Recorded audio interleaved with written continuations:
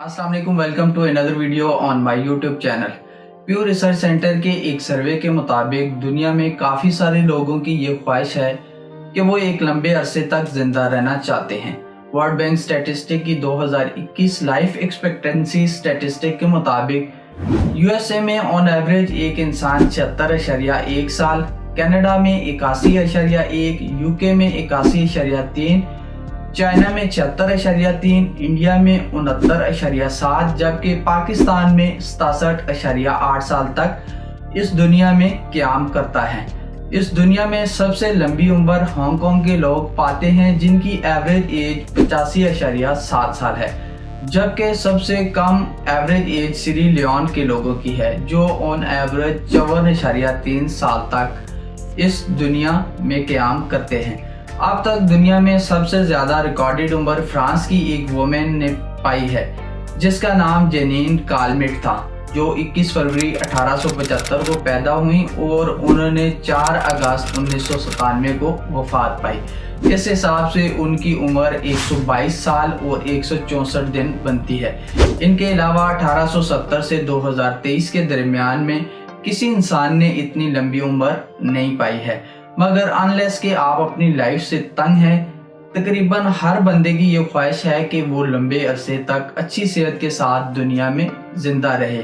और इसी ख्वाहिश को पूरा करने के लिए दुनिया में कोशिशें भी की जाती रही हैं और अभी भी इस पे रिसर्च जारी है कि किस तरह इंसान की लाइफ स्पैन को बढ़ाया जाए।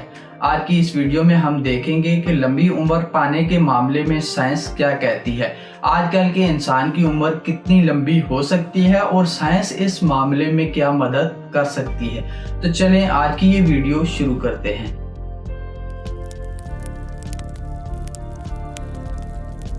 आज की दुनिया में चंद लोग 100 साल तक की उम्र को पहुंचते हैं, मगर बहुत सारे लोग 80 से 90 साल तक की उम्र को भी नहीं पहुंच पाते।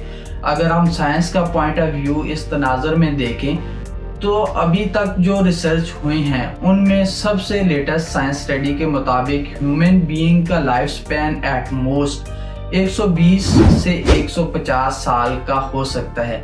यानी साइंस कहती है कि एक बंदा 120 से 150 साल तक जिंदा रह सकता है।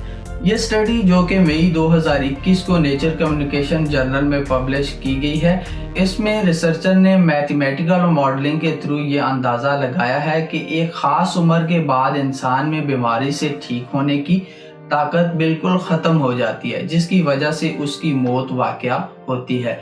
और इस उम्र का अंदाज़ा उन्होंने 120 से 150 साल तक का लगाया है। और इसी स्टडी के हिसाब से रिसर्चर का मानना है कि अगर ऐसी थेरेपीज़ को डेवलप किया जाए जिससे इंसान के जिस्म की हीलिंग पावर को तक़वियत मिले, तो इससे इंसान को लंबी उम्र तक जिंदा रहने में मदद मिल सकती है।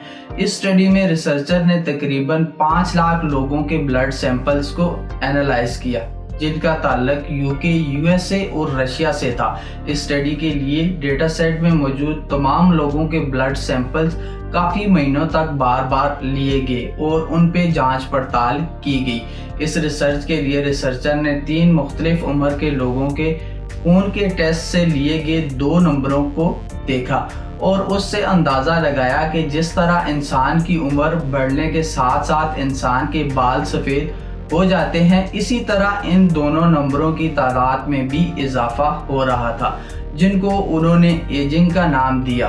और इन खून के टेस्टों से उन्होंने फिर एक कंप्यूटर मॉडल का इस्तेमाल करते हुए उस बंदे की बायोलॉजिकल एज को जांचा, जिससे ये अंदाज़ा लगाया गया कि वो बंदा किस तरह बीमारी या चोट जैसे तनाव से सेहतयाब हो सकता है और उसको इसके लिए कितना टाइम चाहिए होगा।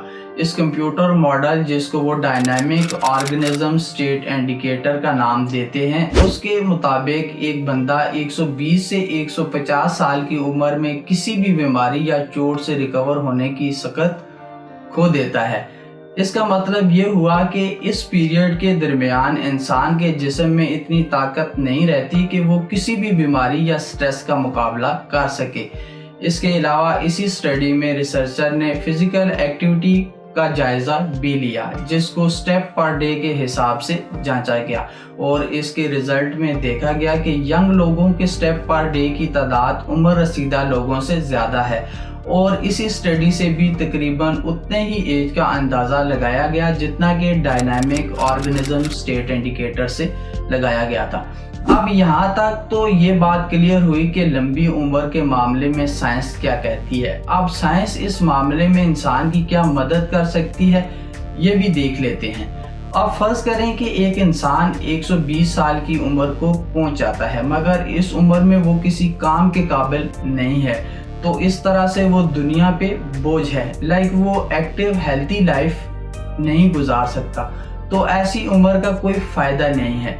इसीलिए साइंस इन कोशिशों में लगी हुई है कि किस तरह इंसान में बीमारी से रिकवर होने की ताकत को और साथ ही में उसकी हेल्थ को भी मेंटेन रखा जाए। अगर आपकी उम्र 120 साल हो और आप बेड से उठ के चल ना सकें तो इस उम्र का कोई फ़ायदा नहीं है। इसीलिए साइंटिस्ट ह्यूमन लाइफ स्पैन को बढ़ाने के साथ साथ हेल्थ स्पैन को बढ़ाने की कोशिशों में भी लगे हुए हैं, जिसके लिए साइंटिस्ट का मानना है कि mechanical organs like artificial heart, kidney वगैरह और एजिंग सेल्स को रीप्रोग्राम करना हेल्पफुल साबित हो सकता है।